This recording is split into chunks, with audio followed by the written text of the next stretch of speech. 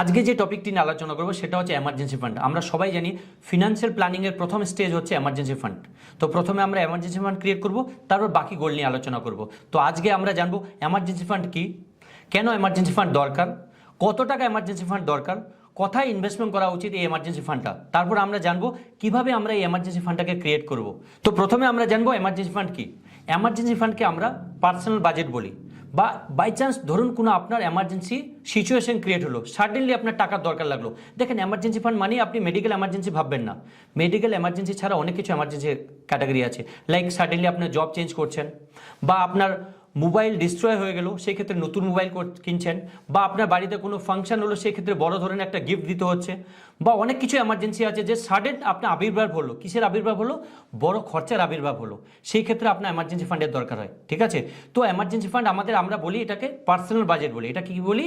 Personal budget. ঠিক আছে, তো এমার্জেন্সি ফান্ড কেন ক্রিয়েট করা দরকার? সব থেকে বড় কি জানেন? সব থেকে বড়, আপনি যদি চান আপনার যে গোল প্ল্যানিং করে যে ইনভেস্টমেন্ট করেছেন সেই ইনভেস্টমেন্টকে ব্রেক করতে না, সেই ক্ষেত্রে আপনার এমার্জেন্সি ফান্ড দরকার। কারণটা হচ্ছে সাডেনলি যদি আপনার কোনো এমার্জেন্সি ক্রিয়েট হলো, টাকার দরকার লাগলো, সেই ক্ষেত্রে আমরা কি করি?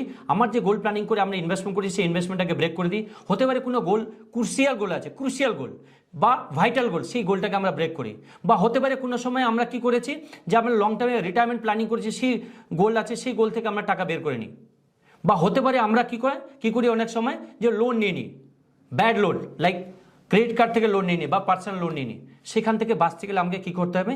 এমার্জেন্সি ফান্ড ক্রিয়েট করতে হবে। এবার কোশ্চিন হচ্ছে যে কত টাকা আমাকে এমার্জেন্সি ফান্ড ক্রিয়েট করতে হবে। আমি সবসময় বলি একটা থাম্ব রুল আছে, সেটা হচ্ছে আমার যে মান্থলি এক্সপেন্সেস আছে, আবার বলছি মান্থলি এক্সপেন্সেস ইন্টু 6, মানে আপনার যদি মান্থলি এক্সপেন্সেস 50,000 টাকা থাকে ইন্টু 6 মানে 3 লাখ টাকা আপনাকে এমার্জেন্সি ফান্ড ক্রিয়েট করতে হবে।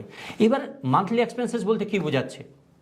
মান্থলি এক্সপেন্সেস বলতে বোঝাচ্ছে যে ডেইলি খরচা, যেটা আপনার গ্রসারি আছে, হাউস রেন্ট আছে, বা বাচ্চাদের এডুকেশন ফিজ আছে, বা টিউশন ফিজ আছে, বা লোন ইএমআই আছে, বা ইন্স্যুরেন্স প্রিমিয়াম আছে, বা হেলথ ইন্স্যুরেন্স প্রিমিয়াম আছে, যেটা হচ্ছে ম্যান্ডেটরি এক্সপেন্সেস, সেই এক্সপেন্সেসকে টোটাল করবেন, সেটা হচ্ছে আপনার মান্থলি এক্সপেন্সেস ইন্টু 6। এটা হচ্ছে থাম্ব রুল। ঠিক আছে, এবার কথা হচ্ছে যে আমি যে এমার্জেন্সি ফান্ডটা ক্রিয়েট করবো, সেই টাকাটা পার্ক করবো কোথায়, কোন জায়গায় ইনভেস্টমেন্ট করবো? আমরা সবাই জানি এমার্জেন্সি ফান্ডের মূল উদ্দেশ্য হচ্ছে কি?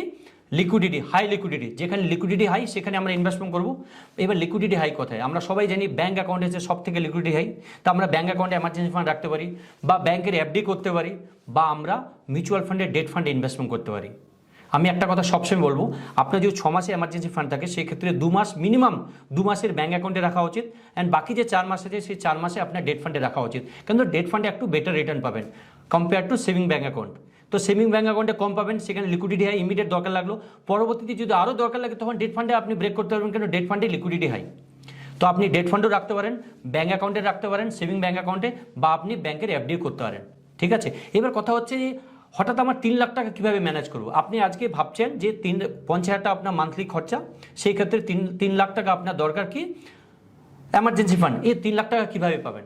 আমি একটাই কথা বলবো, আপনি প্রথম গোল, এটা হচ্ছে ফার্স্ট প্রায়োরিটি ফিনান্সিয়াল প্ল্যানিংয়ের। তো এই গোলটা আগে ফুলফিল করতে হবে। আমি বলবো আপনাকে মান্থলি এসআইপির মাধ্যমে এই গোলটাকে ফুলফিল করতে পারবেন। ধরুন আপনার এমার্জেন্সি ফান্ড 1 লাখ টাকা দরকার, আমি বলবো 2 বছরের জন্য আপনি 4,000 টাকা মান্থলি এসআইপি করুন। আপনি 2 বছর পর আপনি 1 লাখ টাকা ম্যানেজ করতে পারবেন, বা 1 লাখ টাকা জমাতে পারবেন। আপনার 2 লাখ টাকা দরকার, সেই ক্ষেত্রে 8,000 টাকা মান্থলি করুন 2 বছরের জন্য। আপনার 3 লাখ টাকা দরকার, সেই ক্ষেত্রে আপনি 12,000 টাকা মান্থলি করুন 3 বছরের জন্য। তো প্রথম গোল কি? প্রথম গোল হচ্ছে এমার্জেন্সি ফান্ড। আগে এমার্জেন্সি ফান্ড ক্রিয়েট করুন, তারপর বাকি গোলের দিকে ধ্যান দিবেন। তার আগে আপনি বাকি গোলের দিকে ধ্যান দেবেন না, বা বাকি গোলের দিকে আপনি লক্ষ্য করবেন না। প্রথম লক্ষ্য আপনার থাকা উচিত বা ধ্যান থাকা উচিত এমার্জেন্সি ফান্ডের জন্য। তো আমি সবসময় একটাই কথা বলবো, আগে এমার্জেন্সি ফান্ড ক্রিয়েট করুন, তারপর বাকি গোলের দিকে নজর দেবেন, বা বাকি গোলকে ফুলফিল করার জন্য টাকা পার্ক করবেন। প্রথম পার্ক আপনার দরকার কোথায়? এমার্জেন্সি ফান্ডের জন্য।